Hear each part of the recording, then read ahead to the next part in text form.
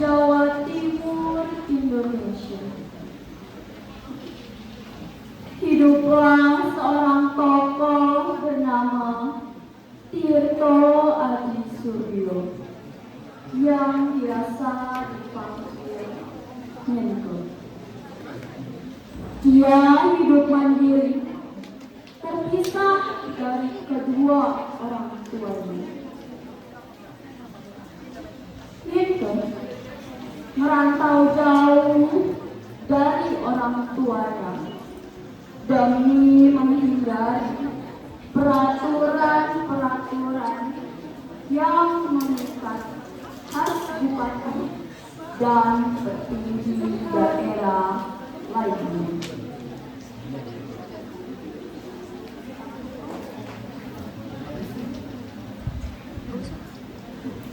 Menko dikenal sebagai tokoh yang cerdas, aktif mengkritik pandangan dan pendapat kolonialis, dan sangat peduli terhadap hak-hak kaum pribumi. Di tengah tekanan dan diskriminasi yang terus ia hadapi, Menko tetap berpegang teguh pada prinsip bahwa setiap manusia memiliki derajat yang sama tanpa memandang ras maupun asal usul. Ike, bangun Ike, Ike.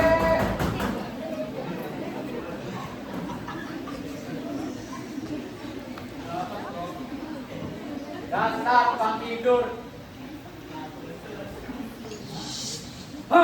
Bawa macam apa ini? Wah, Max hebat. Dasar mata keranjang, makin sukanya yuk sama orang Belanda itu, sampai menyimpan fotonya. Ngeri. Udah, ini bersama Kai pergi dari sini. Biar hati dan pikiran yuk dikenal dan tulisan dalam ini. Aku tidak bisa, kamu cari orang lain saja. Pengecut, belum berapa kali menyerah.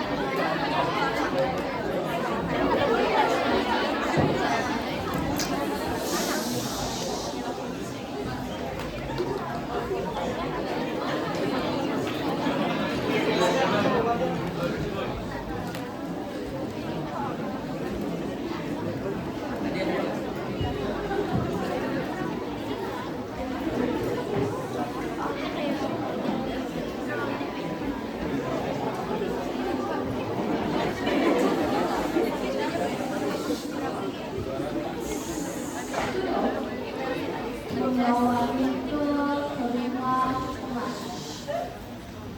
yang Robert sekaligus kakak dan adik.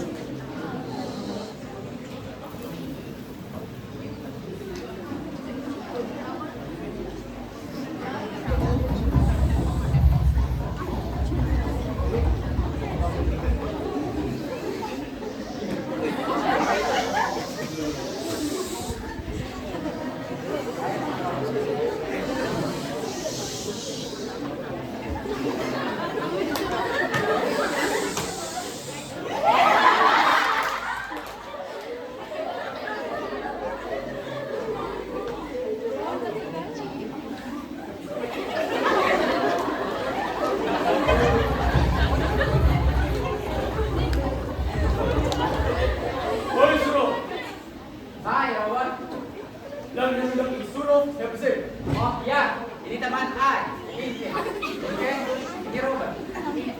Vincent Nelson. Yes, Vincent saja. Terima kasih. You, nama apa? You ingin duduk di sini bersama kami? No,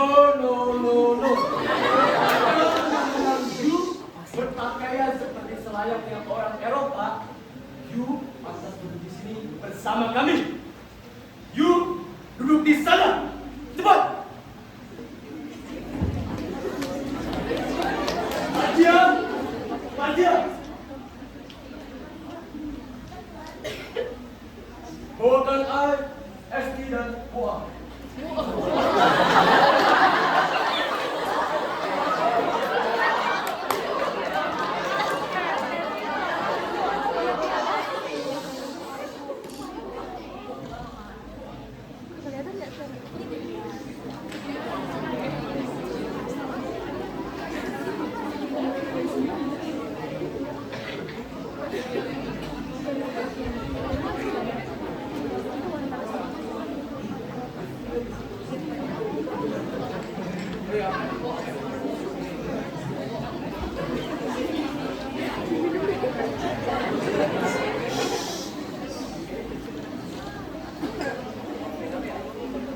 Anelis datang menghampiri tamu kakaknya menggunakan gaun dan membawa bunga mawar putih yang sangat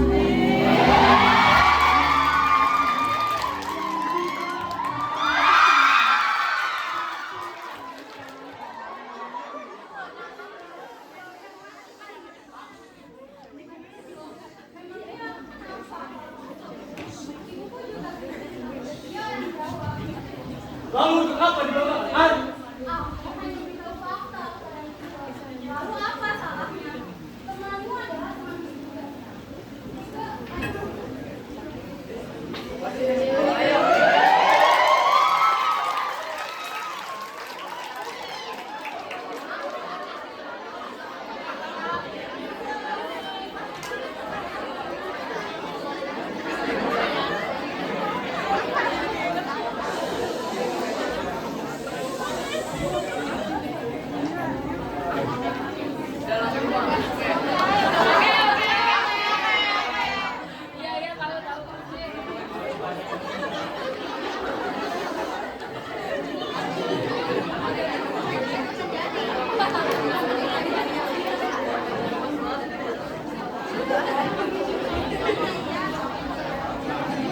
Anelis pun membawanya ke dalam rumahnya dan memperkenalkan tamunya kepada ibu.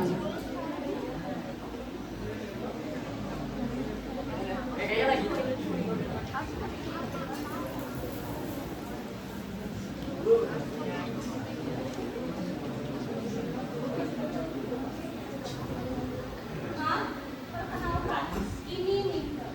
Mika, ini mamaku. Saya Nyai Ortosoro. Orang sini tidak mengambilku kemana menjadi aku berbentuk. Kamu bisa mengambil pasien. Mika. Ternyata kamu sama ya seperti orang luar sana yang menganggap bahwa Nyai itu adalah seorang suci. Yowes, kamu bisa mengambilku mama. Sama seperti Anelis. Kamu Sinyo anak bupati, Bukan. anak pati, Bukan juga. bukan anak bupati, bukan anak pati, tapi sekolah dan HBS. Yowes, sama aku. Analis, kamu tinggal dulu ya, kamu banyak kerjaan. Ada pun sekarang Baik, Mas. Sebenarnya aku sudah bikin kangen dengan rumah ini. Wah, kenapa kamu bisa bilang seperti itu? Gak nyangka bisa berhadapan langsung sama Dewi Sarita. Kamu bilang apa tadi? Aku cantik. Tanpa tanding.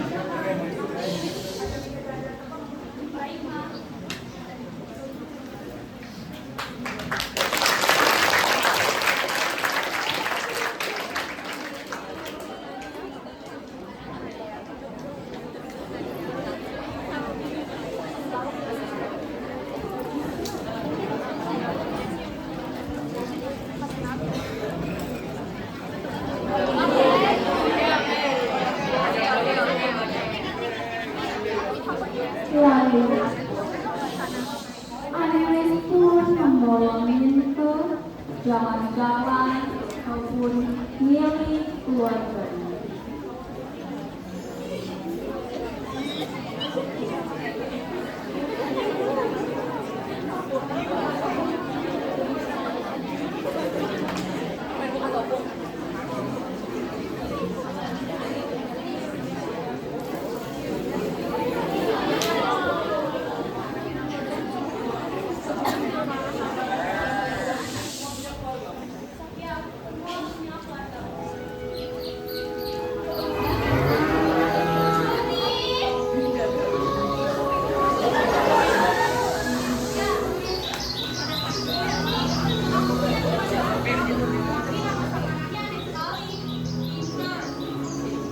Jadi gini loh, orang-orang udah dulu menyebut nama Minggu yang punya monyet.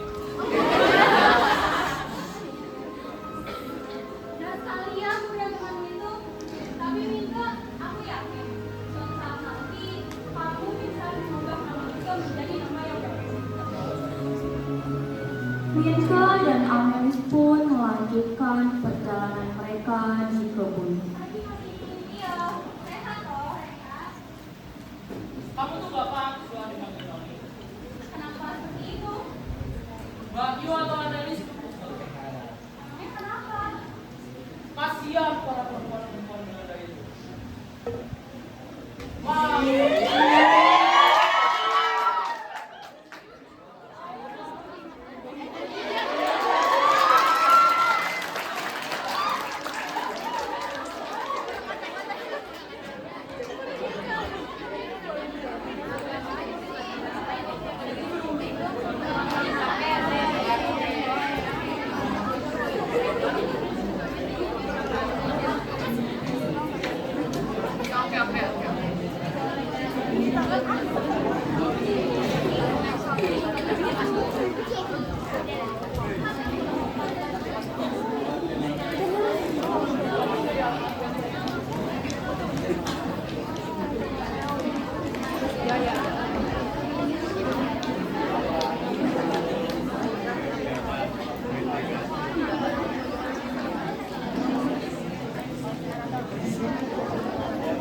Dua hari kemudian,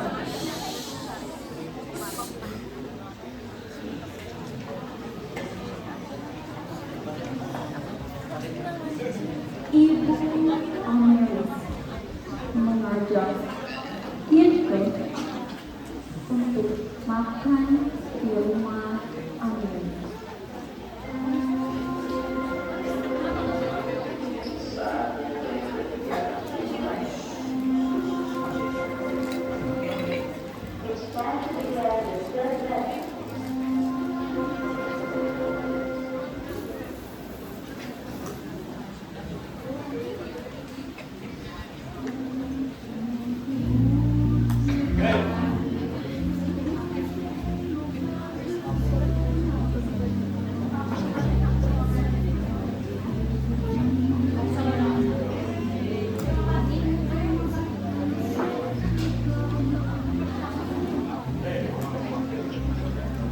Selamat malam, Tuan Kamanarema.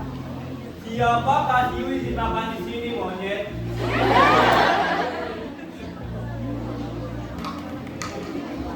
Kira dengan you berpakaian seperti orang Eropa, berbicara sedikit bahasa Eropa, dan berteman dengan orang Belanda akan telah seperti orang Eropa, ha? No. Apa? Monyet? Cukup, Herman. Betul. Pergi mau ke kamar. Pergi ya. Tuan harus menjaga itu antar dia pulang. Baik, Nek.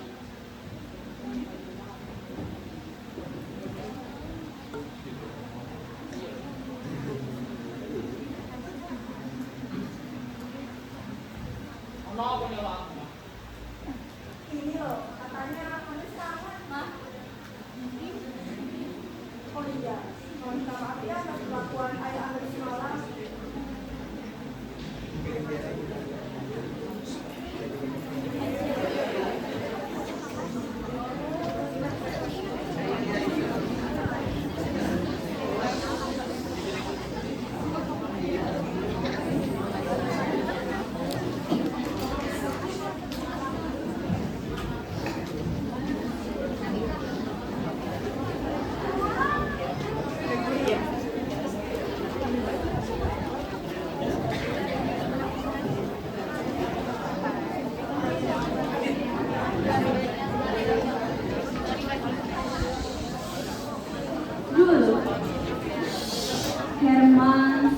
pria yang sangat baik.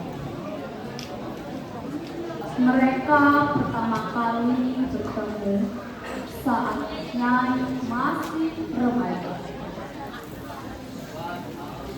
Saat itu, Nyai dijual oleh ayahnya kepada Herman karena ayahnya ingin menjadi seorang juru bayar agar keperluan keluarga bisa terpenuhi.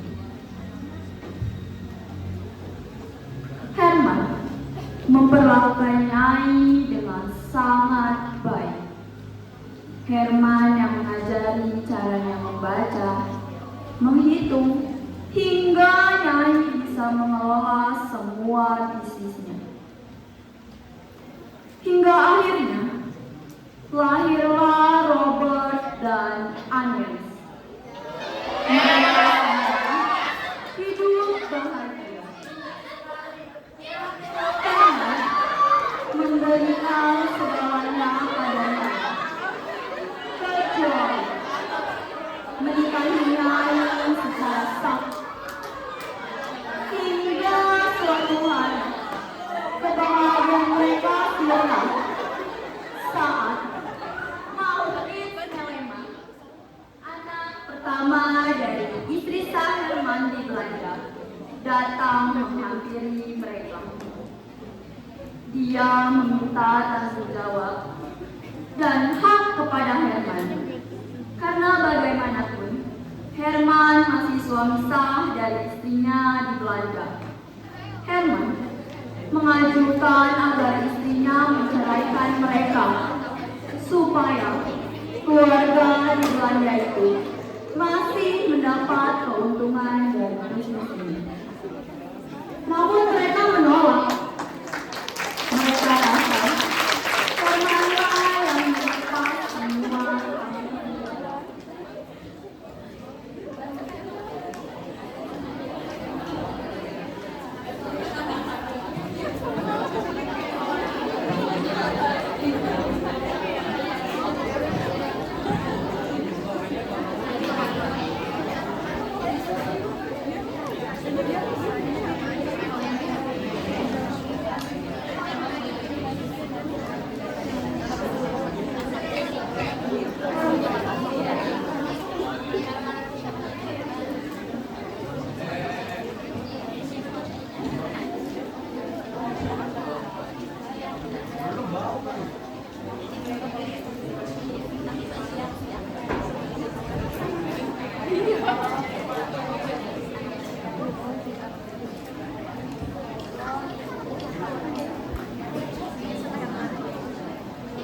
Sejak saat itu, Herman tidak pernah lagi bersikap hangat, dan setiap malam ia selalu pulang dalam keadaan mabuk.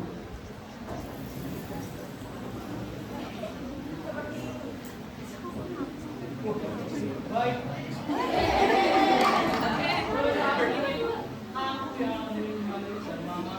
Dari zaman keluarga Herman dan Ibrahim. Nyai. Tuhan, Nyai. Papaku kenapa? Tuhan mati.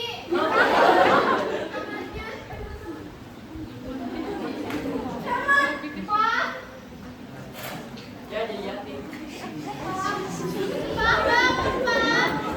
Jangan di sana, ya, Pak.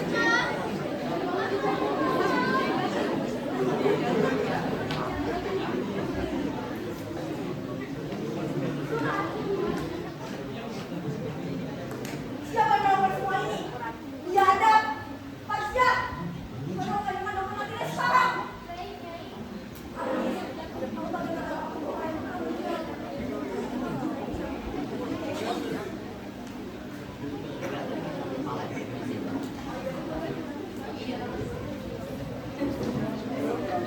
Parja pun memberikan botol tersebut kepada Dokter Martin. Dan benar tebakan Nyai, bahwa botol tersebut berisi racun. Keluarga Nyai Ontosoro tak membutuhkan waktu lama untuk mencari pelaku di balik kejadian tersebut. Namun naas, pencarian mereka menghasilkan kabar nihil karena tidak ada satupun bukti yang mereka temukan. Semuanya bersih. Kabar kematian Herman menyebar ke seluruh wilayah.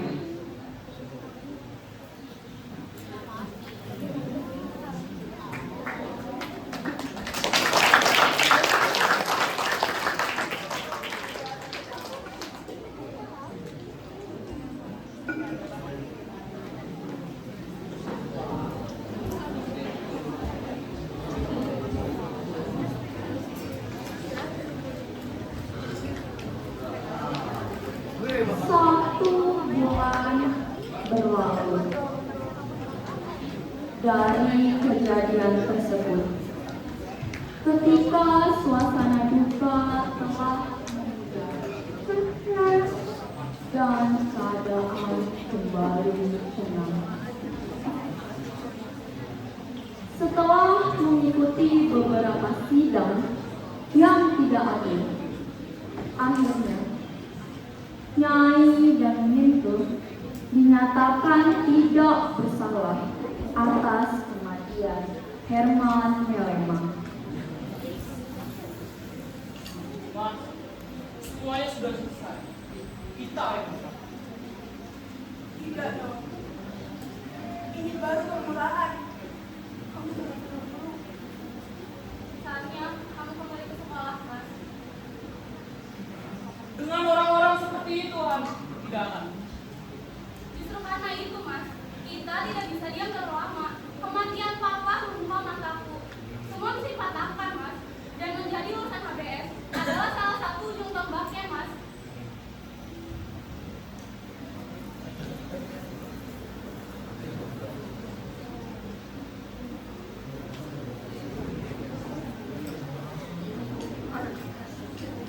Eropa, pribumi, Indo, ataupun asli, bukan jaminan untuk bisa berlaku adil,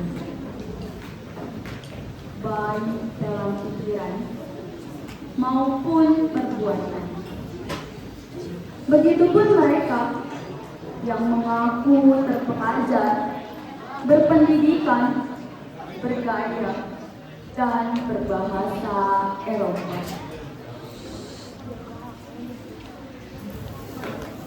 Saya menghargai kebijakan pemerintah berhasil menyelesaikan permasalahan dengan itu. Namun, saya sebagai direktur sekolah akan tetap menghargai karena hubunganmu dengan anakku sangat dekat. Bahkan, ayahku saja ingin mengeluarkanmu dari sini. Ayahku, Ya,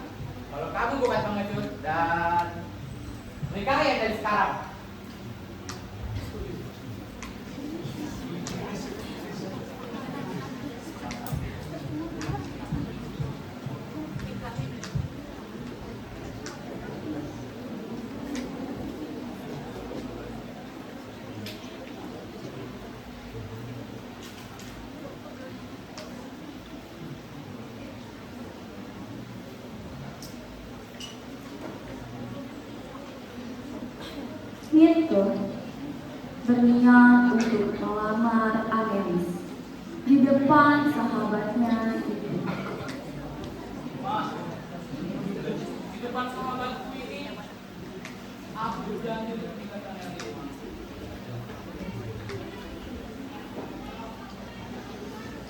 Pada hari itu, Mirko resmi melamar Anelis dan ditambah Mirko mendapat kabar gembira bahwa direktur sekolah memprotes mengapa Mirko dikeluarkan dari sekolah.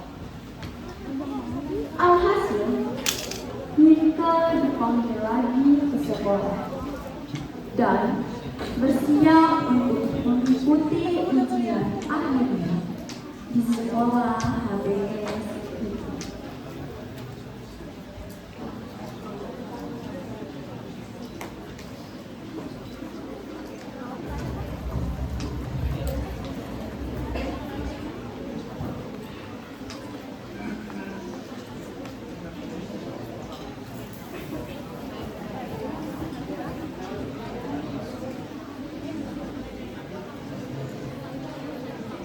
Sepuluh hari kemudian, Oke, kau ada kabar baik untukmu. Ayo cepat. Sekarang, lihat nilaimu di sebelah sana. Iya, nilaimu.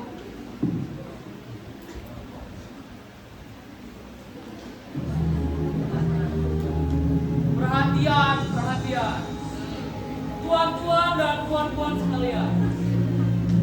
Di sini telah berdiri Anelis Melema. Dia adalah calon istri.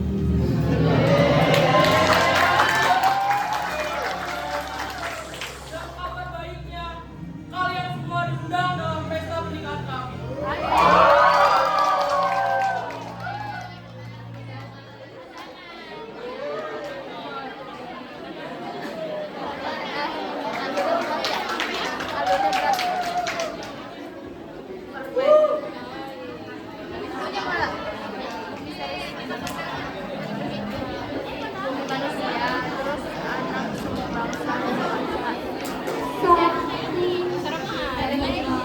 saat telah berlalu. Mirko menikahi Anelis setelah sekian lama bertemu. Mirko mengundang seluruh kerabat di sekolahnya dan Anelis mengundang seluruh warga sekitar.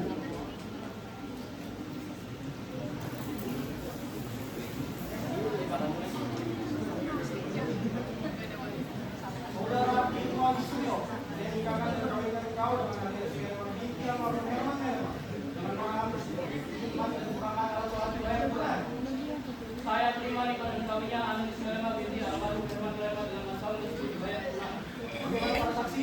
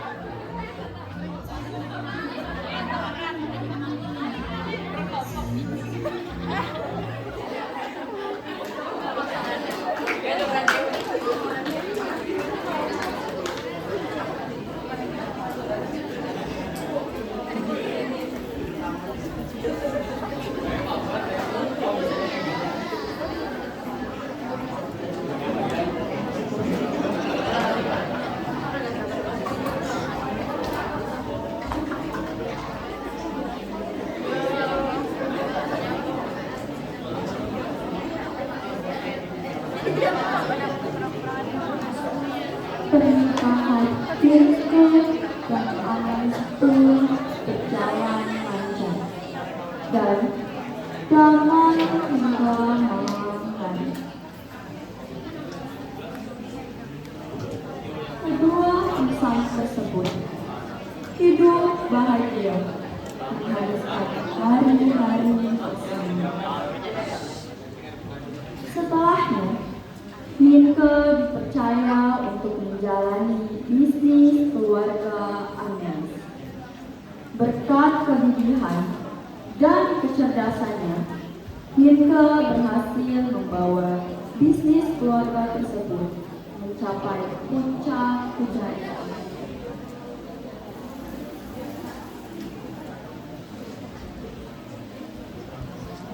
Fatia! Fatia!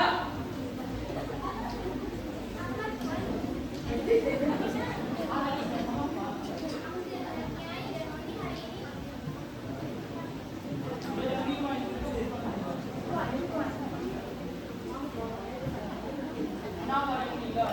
Ayo ikut saya tuan, pengadilan.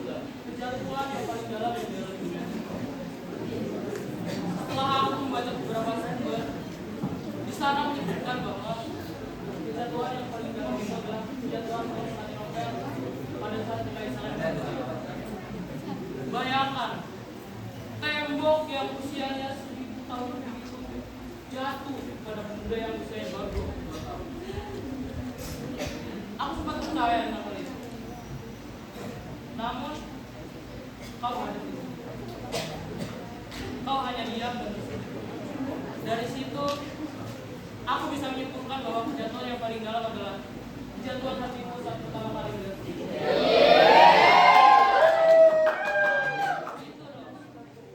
Aku di sini bersama kamu dan mama. Kamu kenapa?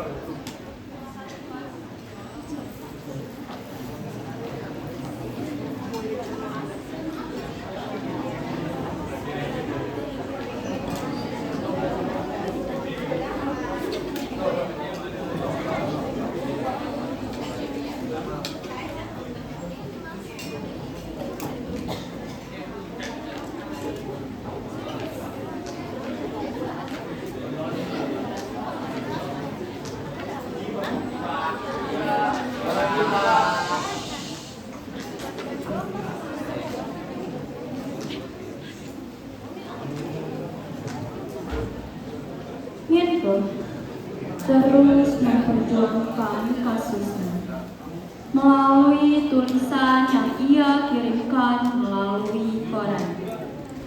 Hingga pada akhirnya, tulisan yang paling kontroversial yang ia tulis yaitu saat ia mengadu domba antara hukum Eropa dan hukum Islam mengenai pernikahan dan hak asuh anak yang saling bertolak belakang. Terjadi perdebatan hingga pemberontakan antara kaum pribumi dan priai yang mendukung Mirko untuk melawan bangsa Eropa.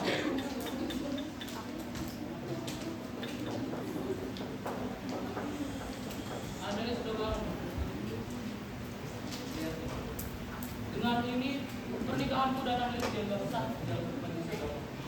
Kita bisa melawan bangsa Eropa itu. Eropa yang diagung-agungkan sebagai tetangga dengan mudahnya merampas hak kita dong. Malu sudah oleh orang Eropa itu. Mereka hanya tahu apa yang mereka mau. Mama tidak. Aku tidak pernah diajar untuk menghormati, apalagi menghargai orang Eropa. Tidak akan. Kita akan menjadi pribumi pertama yang akan melawan pengadilan biru putih tanpa pengacara. Siap itu? Aku siap.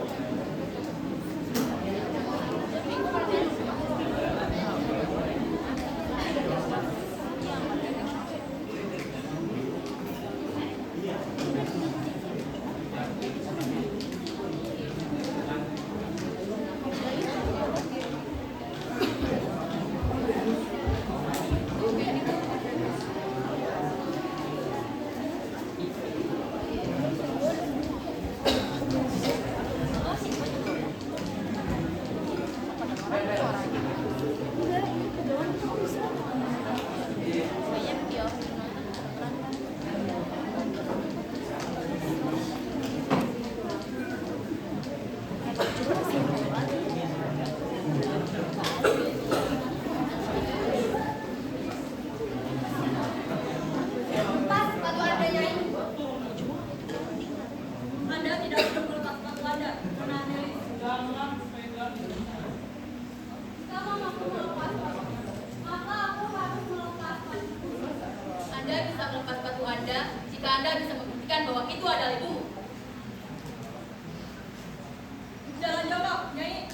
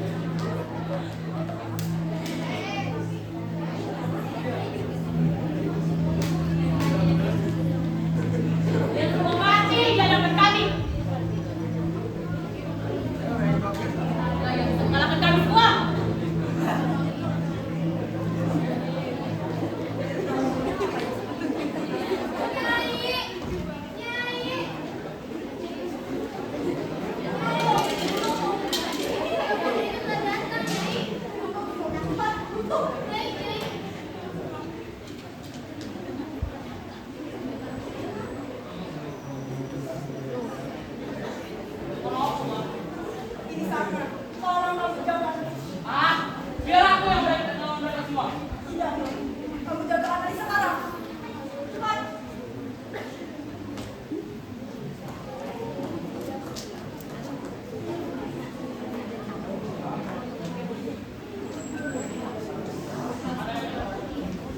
Orang Belanda itu sudah datang ya.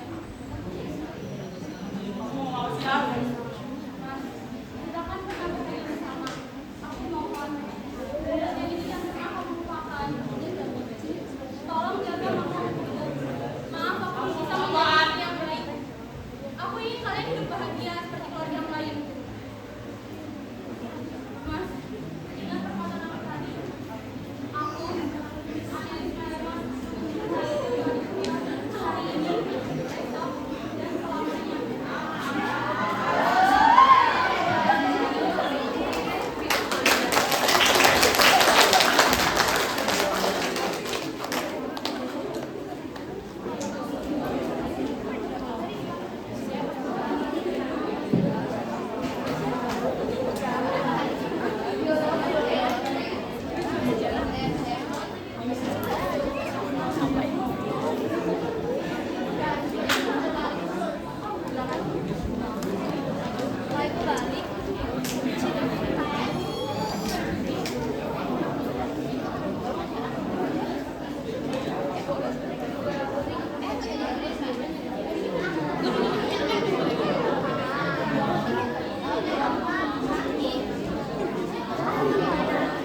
Eca, Pipi masuk gak?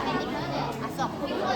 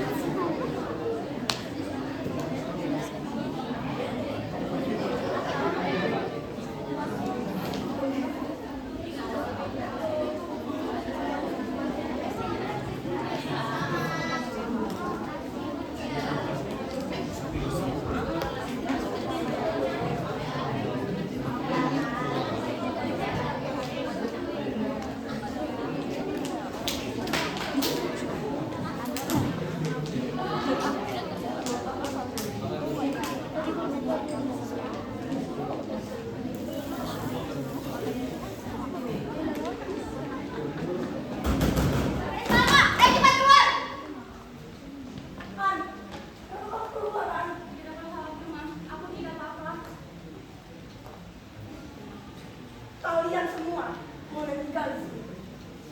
Tapi aku tidak akan membiarkan kalian sedikit pun mengambil anakku. Sudah bilang berkali-kali kepada Yu Nyai bahwa Analis bukan anak Yu. Bagaimana bisa tidak ada hubungannya denganku jika ia lahir dari lahirku sendiri? Banyak omong, yuk. Kalian yang ngomong banyak minta, berdebat tidak tahu diri, yang hanya bisa menghakimi kami secara sepihak. Aku ibunya. Aku yang melahirkan dan membesarkannya. Hati kalian itu tidak lebih dari seorang binatang. Berani sekali menambah hal. Kami dari tadi tidak berbuat apa-apa kepada itu. Tapi kenapa ini sangat lancar sekali? Aku tidak akan membiarkan kalian. Oh, anakku. Seperti itu yang dikatakan. Ais tidak akan pernah membiarkan Yu bernapas lagi.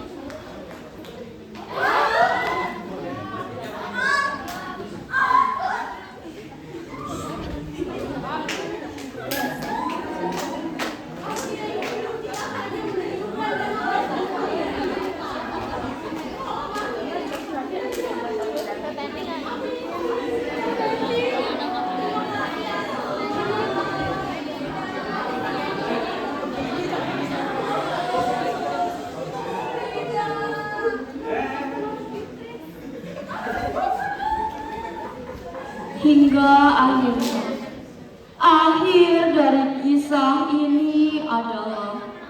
Bagaimanapun, bangsa Eropa memang penindas hak pribumi. Annelies harus pergi meninggalkan suami dan ibunya karena hukum Eropa yang kejam. Sekeras apapun berusaha, seluruh hukum dan wilayah pribumi sudah dikuasai oleh orang Eropa.